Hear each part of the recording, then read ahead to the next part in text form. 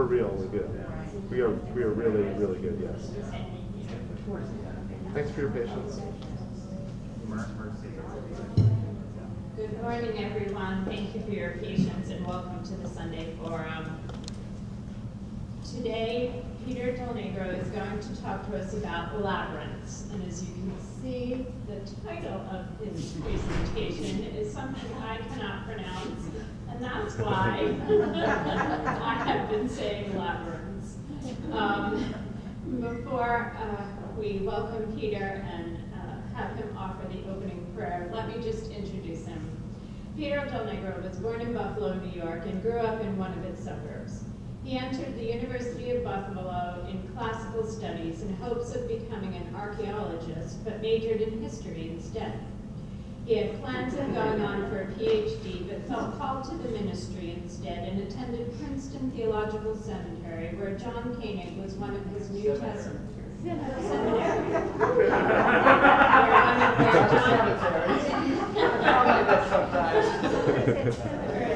Koenig was one of his New Testament professors, and Elizabeth was 2 years ahead of him.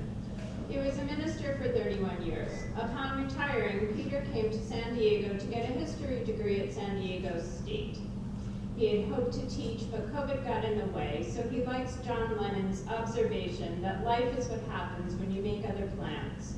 He's grateful to have found St. Paul's and marvels at its exceptional people and positive spirit. Please join me in welcoming Peter.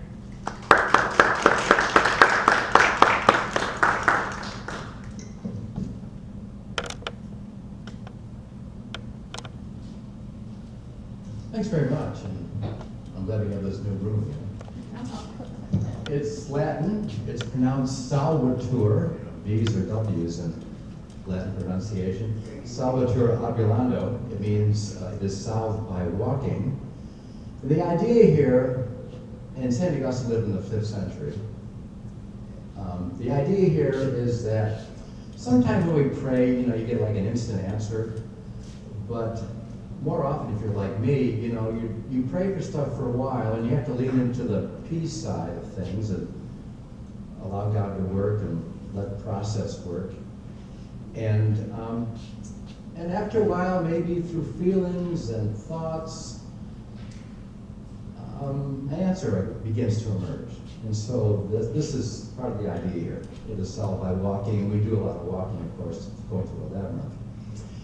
It also means for me, I used to tell my church elders, I was a Presbyterian, the church officers, especially the new ones who come on the session, which is like your chapter, Episcopal Church, the new ones coming on session, and they were new and maybe hadn't never done this before, and I said, well, you learn what this is about by the doing of the work. As you gather together and share and discuss and debate as elders, as you work on a decision, you find out what it means to be a believer and to become a leader. So that's kind of the idea here, that the doing of the work itself leads us to what we need to do. So we'll look at labyrinths and how, as we walk through them, and I'll give you some ideas about how I do that. It's not the only way to do it, of course, but it might give you some ideas about it when you walk the labyrinth, and there's one right outside here. I'll say more about that later. How you might benefit from it. On to the next slide. Labyrinths are not the same as a maze. A maze is meant to confuse you and get you lost and give you dead ends and all that kind of thing. Whereas a labyrinth it's unicursal. There's one way in and one way out. And you can't get lost.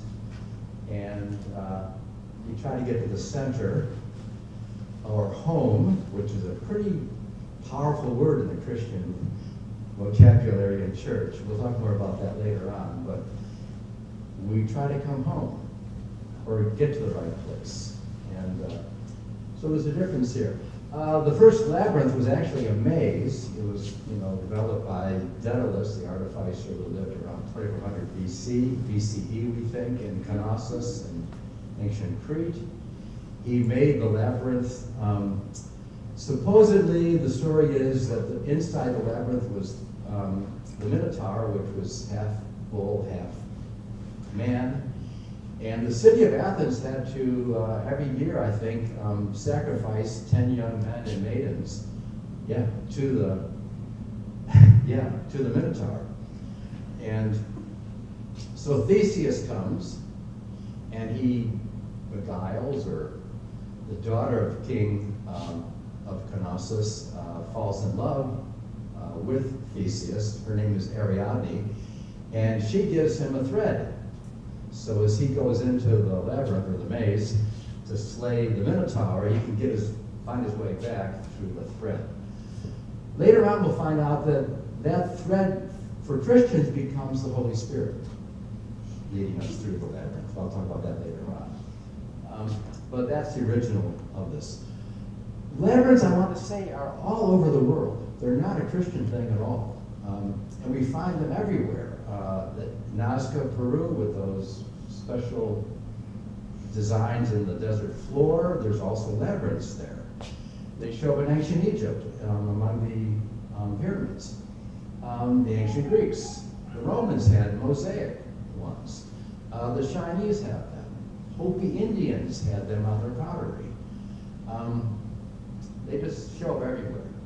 Now, I'm enough of a Jungian to think, well, this is the collective conscious at work, or unconscious at work, that there's something that bubbles up out of the human psyche in all places, and imagination is bodying forth, as Shakespeare would say, and there's something about the human mind and spirit that a labyrinth, a centering kind of design, speaks to us as human beings. And I'll say more about that later on. Okay. This is a Cretan labyrinth, and I chose this. You see how it's elongated. The ones that we know are more familiar with are circles, and I'll say more about that in a minute. But this is maybe around, I don't know, 2000 BCE or something. But you can see it doesn't have as many, what those are called circuits, the route that you take. It doesn't have as many. We'll see later on that the one outside has 11 circuits, and I'll explain why they chose 11, or why we think they did in a minute. But this is an early Cretan one, image of a labyrinth. Okay. They are geometric, and I found this interesting slide. You can sort of see the geometric progression that's going on here. And there's a lot of geometry to this. And we're going to find out when we look at the Christian ones, they start around 800 AD, Christian labyrinths. Around 900 AD is when the design for Chartes, even though Chartes won't be made for another 300 years or so. And I'll talk about that, but you can see the geometric progression here. We want to give a shout out to the Arabs. Now, we in the West had lost all of classical civilization, especially the Greek side of it. It just sort of fell into neglect. And all that came back, especially science, and Aristotle is going to be very, very important in the 13th century. All that comes back through the Arabs. And I'm pretty sure that this is what is happening in Benedictine monasteries in Europe, in the Middle Ages. All that is being recovered, and the monks are very busily, copying all that stuff out of the scriptorians. And they really, recover all of this, and then Christian monks began to apply it and use it for their own uses. So how about the next one? Here's Chartes Cathedral. And wow. Now look at the middle slide. It's been restored about 10 years ago. And look how bright it looks. Now they're pretty sure this is the way it was. Our understanding of Gothic, which by the way is a 19th century term, people in the Middle Ages did not call their architecture Gothic. Everything's bright and light, and we think, we think the Middle Ages were gloomy and all that. That's kind of a Renaissance conceit when Petrarch said that it was the Dark Ages. He was a great humanist, but I'll tell you in a minute just how great the Middle Ages were and how much they accomplished, those people. But you can see it's bright and airy and, way different. It has a very wide nave. That's the front part of the church. And you see that big rose window. I'll say more about that in a minute. That's about 42 feet in diameter, the same as the labyrinth. And there's a lot of talk that the rose window represents the heavenly Jerusalem, and the labyrinth represents the earthly Jerusalem. And I should say a lot at this point about the Middle Ages and how their lives were much richer symbolically than ours are today. Paul Tillich said in the 20th century, the problem for modern people was we didn't find any meaning to life. The people who lived way back then in the 13th century, their lives were saturated with meaning. You know, they had symbolism all over them. You know, if you bought a pretzel, pretzels represent the Trinity, right? The three rings, you know. A loaf of bread would have a cross incised on it. The hours of the day, you know, went by the monastic routine of, you know, 5 divisions of the day. On it goes. These people's lives were much richer than ours. And, you know, Paul Tillich used to say, those people didn't live worse than we did, and in some ways they lived better. That's a pretty provocative statement, but, you know, we think, well, things are so much better for us than they are in a material way. We live longer and we have better health and all that kind of thing. The Black Death in Europe, you know, wiped out at least 40% of the population, maybe more. COVID didn't whack out that many people for us. You know, we had some advantages that they didn't have back then. But in other ways, their lives were much richer, in much the way that when Western people go to so-called primitive societies, people seem really connected to one another, and their lives seem very rich, and they have thick social relations.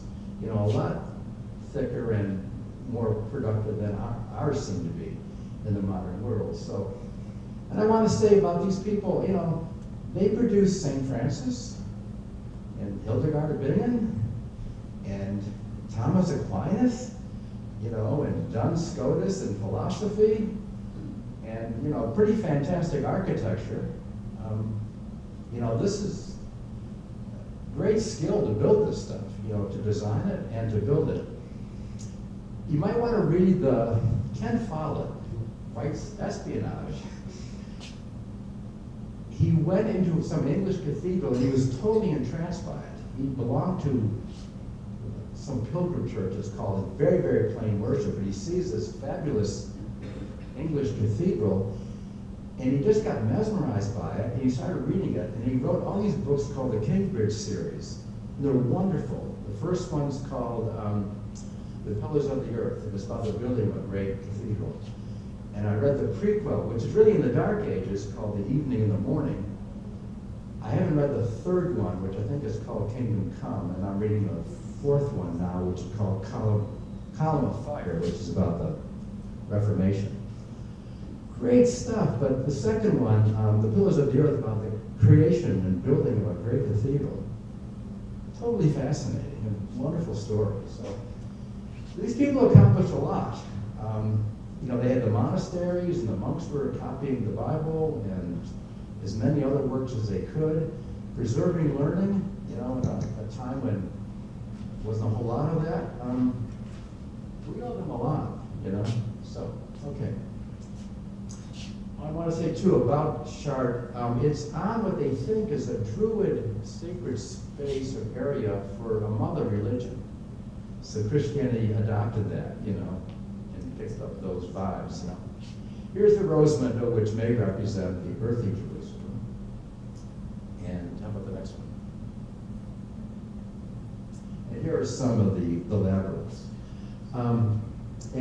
The middle one is the Chartres one, which is just like ours outside, and also in the church. I like this one because I read in the New York Times, I think it was back in 1984, they had kind of rediscovered the labyrinth in Chartres. It had been covered up with some flooring, and they had chairs over it, and I guess for some reason they took out the flooring and they said, oh my God, look at this labyrinth down here. They hadn't seen it in centuries. And then, I think around 1990 or so, Grace Cathedral in San Francisco went there, and they went like on a guerrilla campaign. They moved all the chairs up when the priest wasn't looking, and they precisely measured it. Yes, you're looking terrible, aghast, but they did this, yeah. And they precisely measured it, you know, right, and it's like 861.5 feet if you go through it and all this and all that. And they made an exact copy, and that's what's in Chartes Cathedral in San Francisco. And what you see, you know, for us and for other people, you can make a stencil out of this. I've seen ones that are on fabric you can roll up and use in a big room. I used to belong to a presbytery where you could borrow that one and, you know, use it for your church with a Lent or whatever. And you also can see it lit up on the side. I'll say more about this later. See those outside, like, those are called lunettes? I think there's 63 of those. We're not really sure what all that means. No one really knows, but those indentations on the outside, those are called lunettes. Let's do the next one. And here's somebody walking the labyrinth. So let me say a few things about this. You see, okay, first thing is, around 800 they began to design the first Christian labyrinths in Europe. And there are 88 cathedrals in Europe. 22 of them still have labyrinths, although they may not have started with those cathedrals at the very beginning. You see, in the center, you see 6 petals. Anybody have any idea what that might be?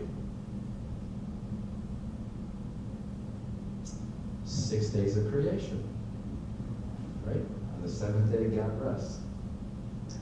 And what was new about this particular labyrinth, there's a cross that was superimposed over it.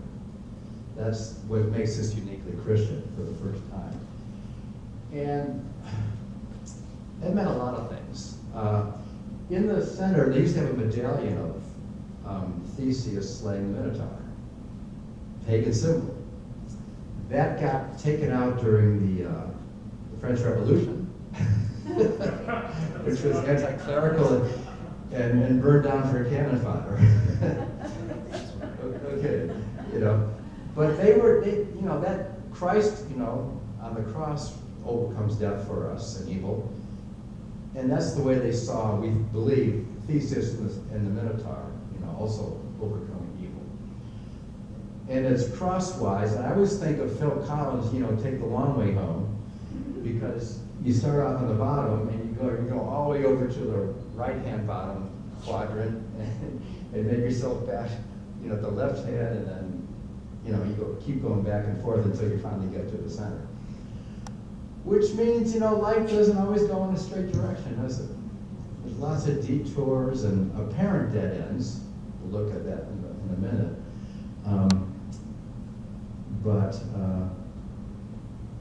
You take the long way home. I don't know, it looks like they have maybe prayer requests or sheets of paper on the outside. I'm not quite sure what that's all about. But that's how they're walking. How about some more? Okay, so you see like the fabric one up in the left-hand corner. The one in the right-hand corner, I think might be a church, I'm not really sure. The bottom right is called a turf labyrinth. Those are common in Northern Europe in the Middle Ages, in Scandinavia, England, and Germany. And then you see the rock one over on the lower left-hand corner. So people get really creative about this, you know, and just use what they have in their particular environment, you know, to make a labyrinth.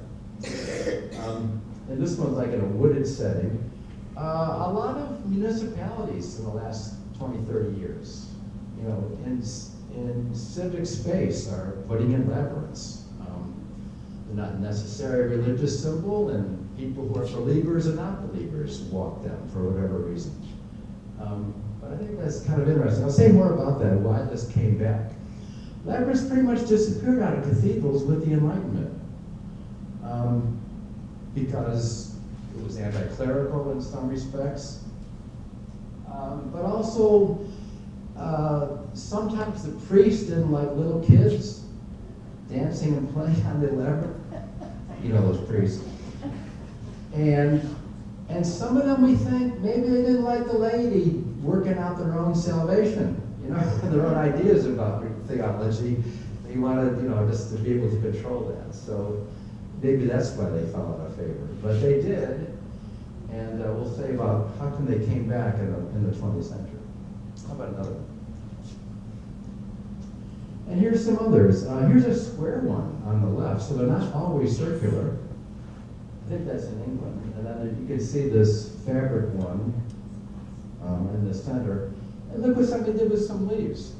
I think that is so clever, you know. So again, there's just something about human beings that, you know, we like a centering kind of focus or process, you know.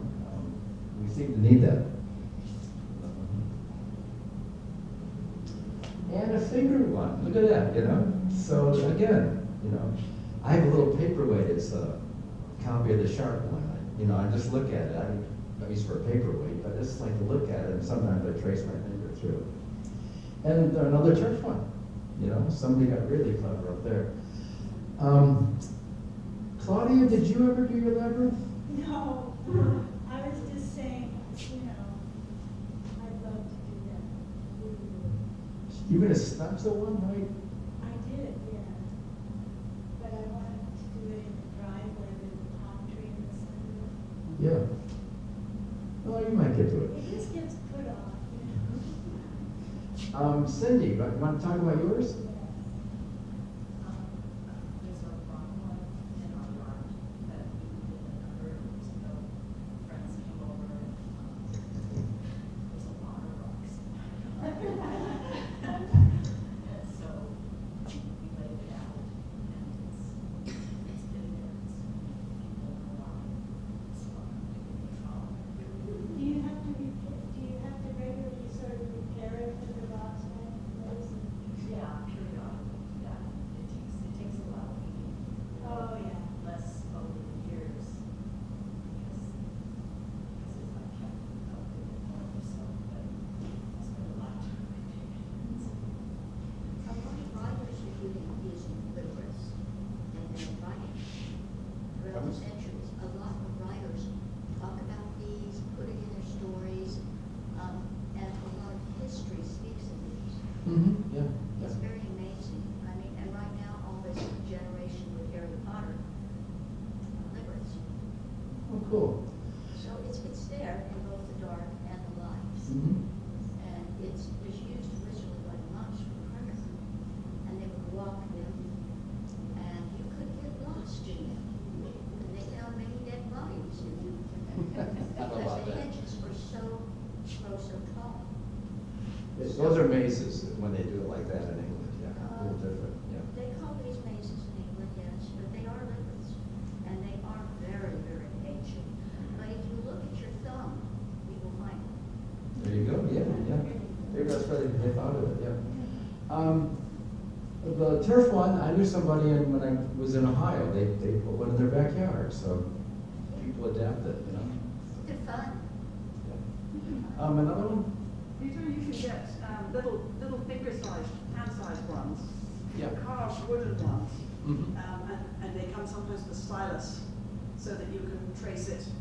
I remember seeing one that had mirror image labyrinths of that kind, each one about the size of a hand, and so they're not the same, they're opposite, but I had the experience of doing it with my fingers in both times simultaneously, and I could feel my brain dividing. It was the most bizarre sensation of left and right brain doing the same thing at the same time. Wow. Yeah. Interesting. Mystical. Okay, this is a poem by George Herbert, and can you see a text within a text there? You see that? Why don't you read that through for yourselves, and I'll say a little bit about that in a moment.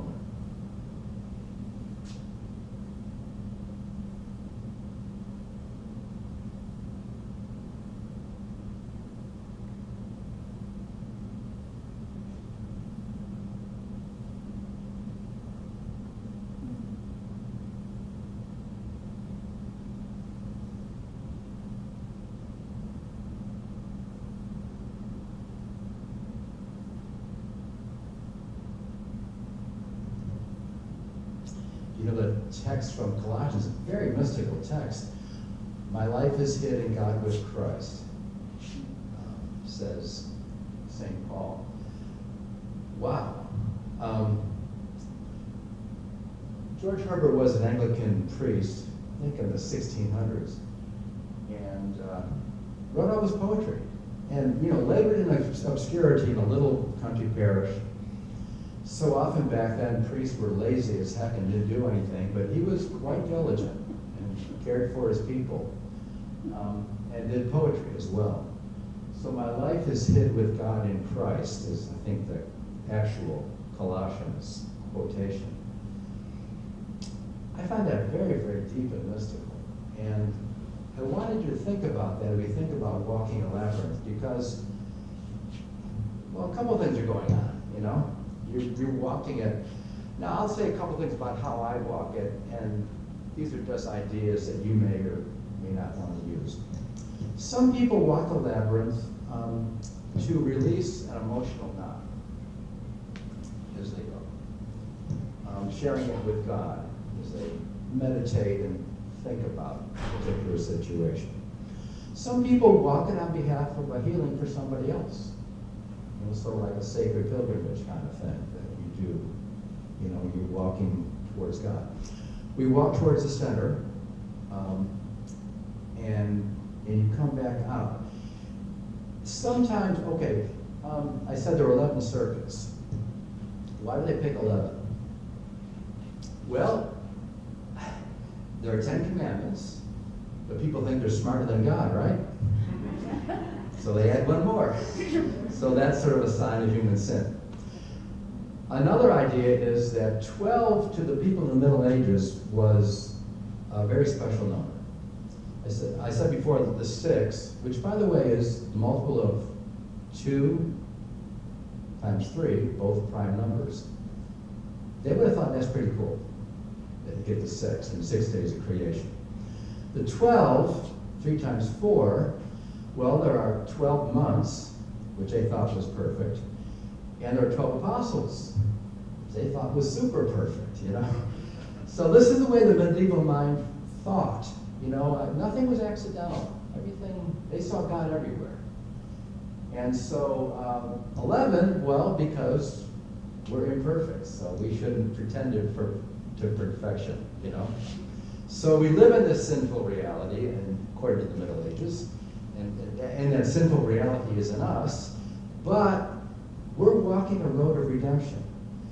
You know, this life was hard for the people of the Middle Ages, but for them, this was not our final home, you know? And what everybody hoped for in the Middle Ages was what they call a beatific vision, that vision of God, which you hope to have in this life, and they held out that possibility, but they certainly thought you would achieve it in the next life. And Dante spoke about this, right? You know, and he goes through heaven or hell and purgatory and heaven, and at the end he sees the celestial rose, right? The white rose, and in the center is the power of God that moves the sun and the stars and all things. So this is really what motivated people. Doesn't motivate us much today, but this is what they thought the purpose of life was all about. That we're not here forever, but our life has an eternal meaning. They really believe this stuff. And this is what is going into the labyrinth. So you're working in a sinful situation, and you are sinners, you know, in the medieval understanding, but we're walking towards redemption. You know, we're walking on a cross over this labyrinth, you know, and God is guiding us. You know, I said before, Ariadne was guiding Theseus to, you know, get out. Well, we have they said the Holy Spirit acting as that thread now, you know, to lead us on our way. I'm always interested in the thread that Ariadne used, which was probably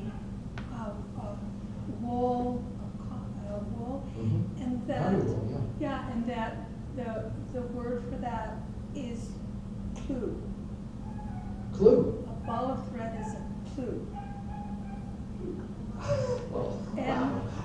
I've always been interested in her sacrifice to Theseus, who later abandoned her, but the fact that her clue was a material thing for a person who she loved and was willing to sacrifice for, and it was amazing that you didn't know the way, but you know, labyrinths are, you don't need a clue, you have your spirit, so that it isn't, a labyrinth isn't to baffle us, a labyrinth is to lead us on a path, and we can be sure that we will find a way out. And so God's guiding us, even though it's confusing at times, you know. And also, but we're safe. And also, a labyrinth.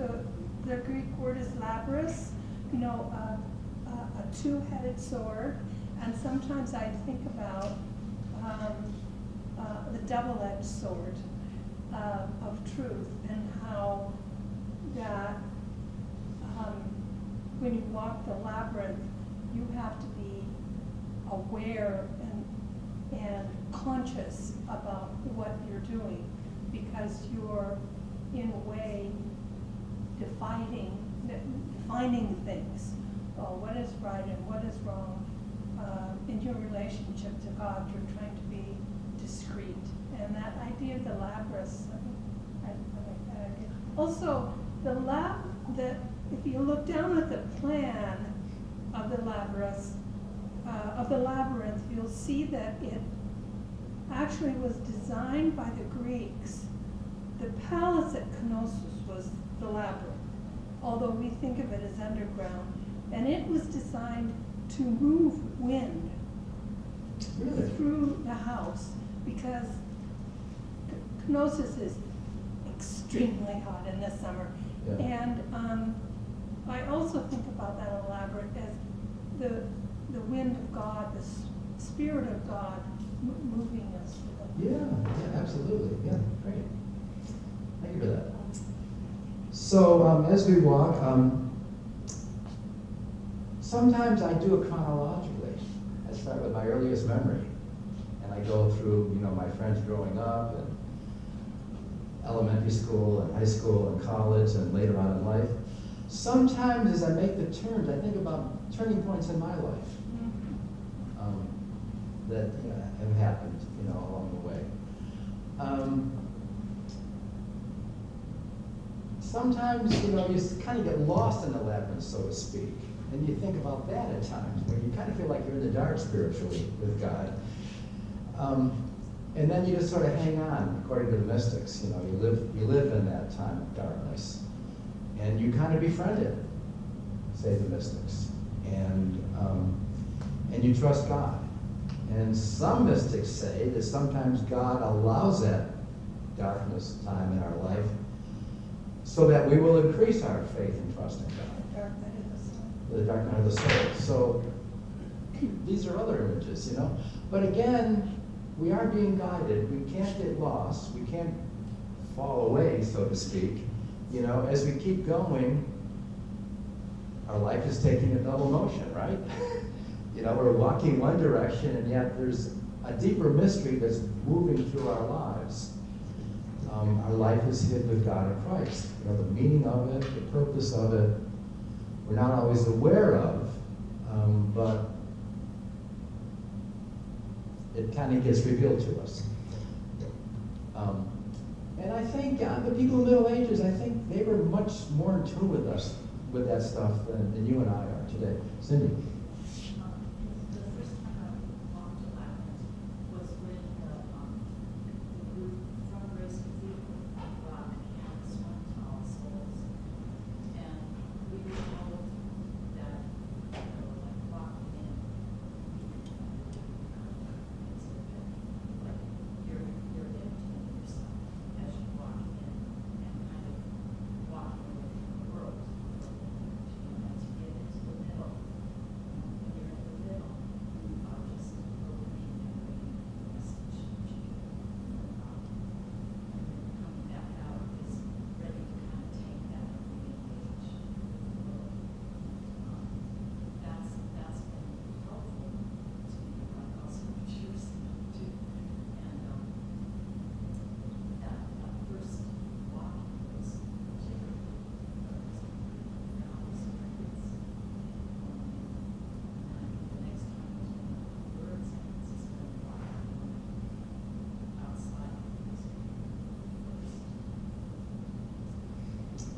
Um, yeah, as we walk it, you have all kinds of feelings, things, thoughts and feelings. Sometimes I've walked with a large group and we sort of let it spread out. And so then you're coming back and you're seeing people at different phases along the way. And that makes you think about things, you know? You're looking back on your life and you see different chapters differently from a different perspective. And some people you pass frequently, and some are a bit off. I found out too. You still almost.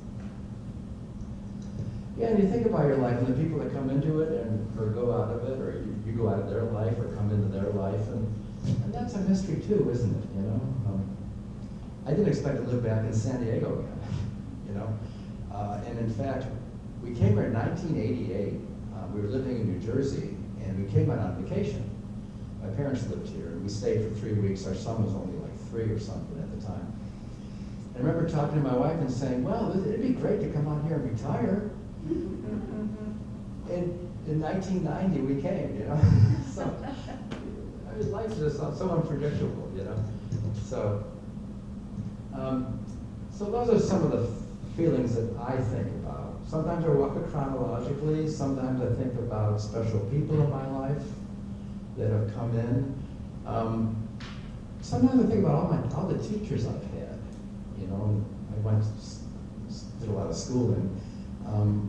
I'll think about that, you know, or the congregations that I served and the people that I knew then, you know, and you know how I have changed over those years, you know, and it's kind of fun when you come from the center and go back out, you know, and if you don't walk it too fast, you can kind of think about things as you go and get a new perspective on stuff, and I think maybe that's the most helpful thing about walking this.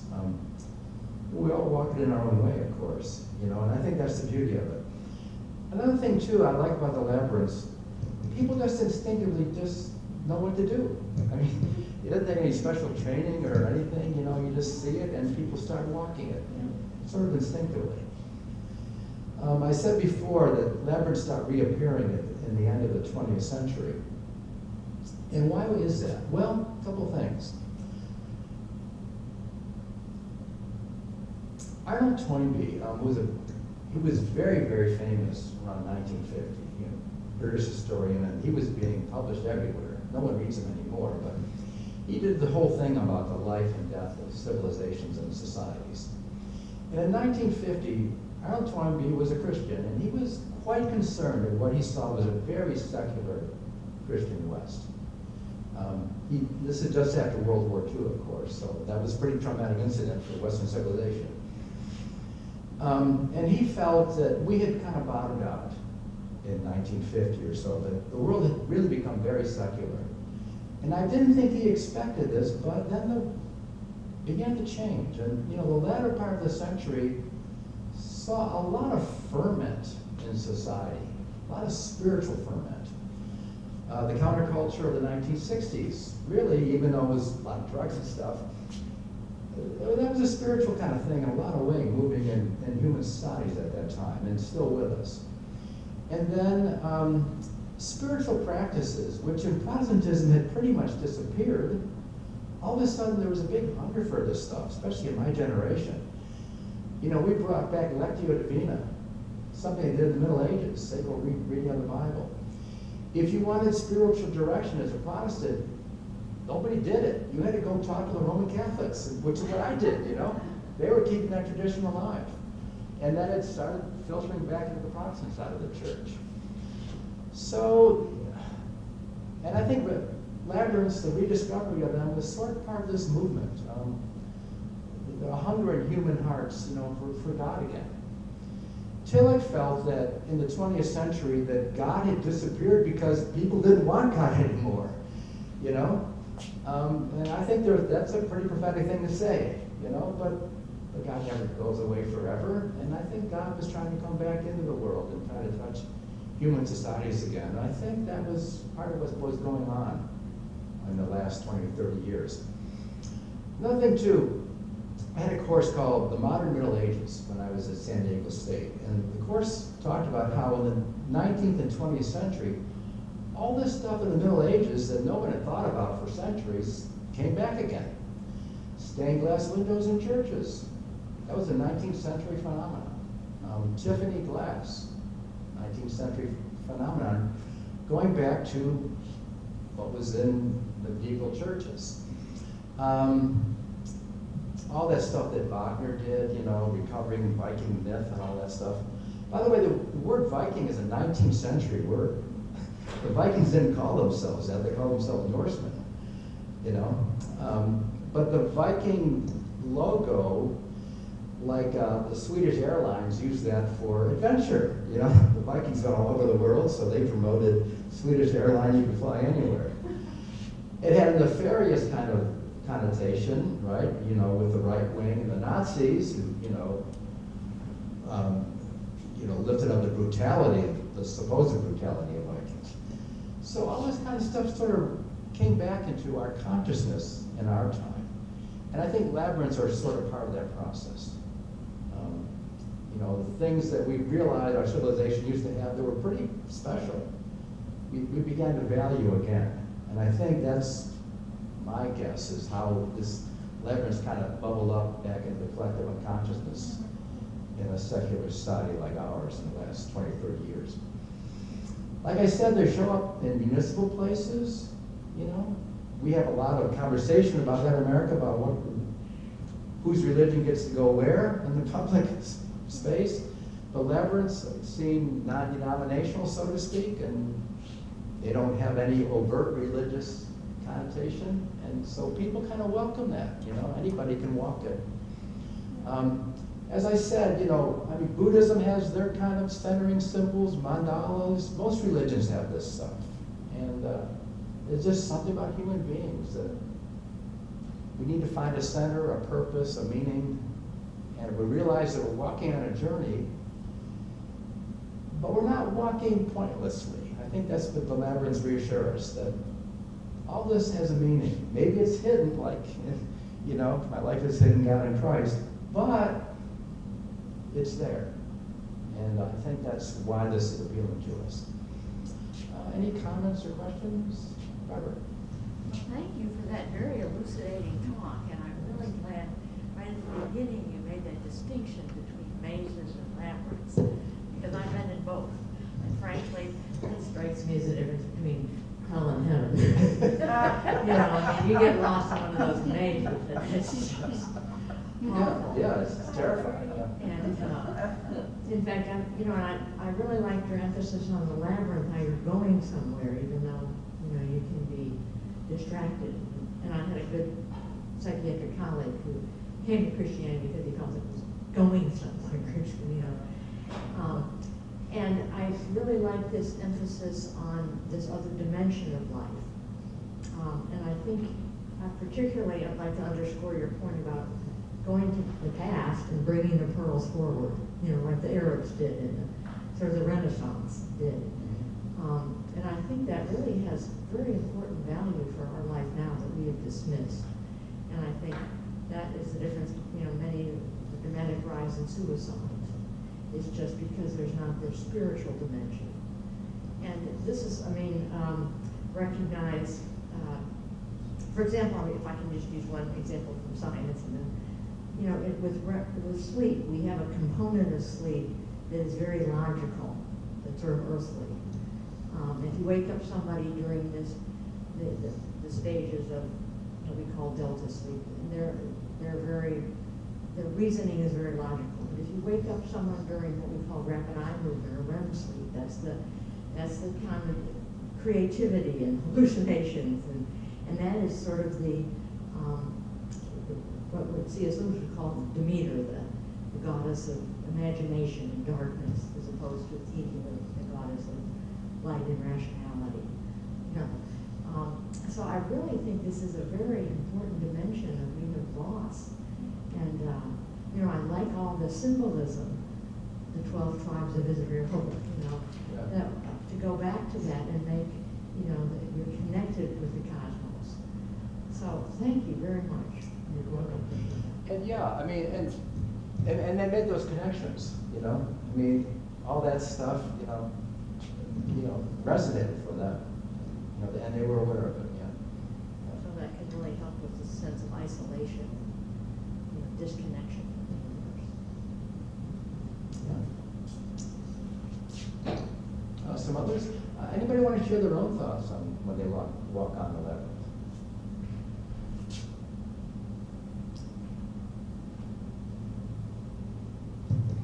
Roxanne, you're smiling.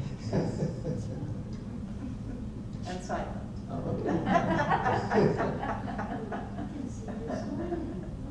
She's in her other My dimension. husband will yell, he'll say, be quiet, don't say anything, because he is listening to the environment around him, because he wants to keep me safe and him safe when we're out working. And many people say, oh, they're having a fight again. No, he's trying to get the comfort zone so he can hear for safety. And I think when we walk through the labyrinth, we're doing the same thing. We're getting our minds, our soul, our body adjusted to come back out in the real world. Yeah, very much. To be with me. Connie had a comment too. On New Year's Eve, we often have labyrinth walk in the Rich Hall and a prayer service, sort of like evening prayer, which is a nice way to end the year and to begin a new year. And it's very not much. a late service. Yeah, it gives you that kind of feeling of a closure and then a new beginning. With the candles. Yeah, we need that. I wanted to say too, in the Middle Ages, sometimes in Lent, they walked that labyrinth on their knees.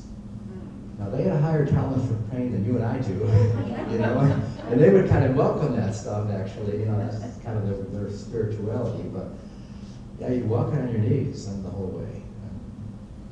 I wanted to say too, I think we was talking to Cindy about this. I said before about the heavenly Jerusalem and the earthly Jerusalem. Around, the one at Chartes is completed around 1220. I think they started 1194. It took them 26 years to build that cathedral. And around 1220 or so, Jerusalem reverts back to the Muslims. So Christians used to go on pilgrimages to Jerusalem, promoted by the Pope and all that stuff. They didn't do that anymore. But Chartres was on the northern route to Compostela, way out in Spain. And a lot of people in the Middle Ages, walked that pilgrimage. That was very, very important to them. But if you couldn't walk to Jerusalem, you could walk your labyrinth. And that represented the earthly Jerusalem to you. And you ended up at the center, you're facing east and you're looking at the altar, which is what Catholic churches, they're oriented that way. So all this stuff, all fit together for them. So if you couldn't, make that pilgrimage to Jerusalem, well, you could walk it spiritually and mentally in that particular place. And, it had deep resonance for people. I'm not sure I could walk it on my knees. Wow. Ooh. If I recall, going back to this 12, doesn't that also come out of Revelations, the different churches and different...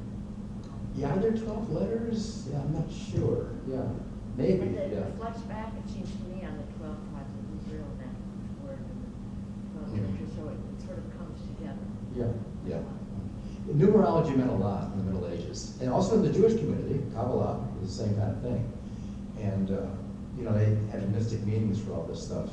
Maybe Stacy knows more about this than I do, but again, these people had a meaning-rich world. It worked on many levels for them, and you didn't have to be highly educated. Everyday folks probably who couldn't read, they would learn enough of this stuff just by participating in these rituals that it would, reinforce particular things for them. Where's the George Herbert quote from? I found it online. It's in his poetry. Yeah, and it's just called Colossians 3:3. I think that is so brilliant the way he made that work out. And other versions that the text stands out more. We just happen to pick this one, but I think that's so interesting. You're going this way, and yet there's a deeper meaning to your life being revealed as you live it. So, I think that's really cool. rip it over. So thank you all very much. Thank you very much. Thank you, Peter. Thank you, everyone, for coming this morning. I don't know much about Kabbalah, but I will tell you that I am reading a book about Jewish mystics in the Middle Ages. Anyway, for those of you who have not had breakfast, there's warm breakfast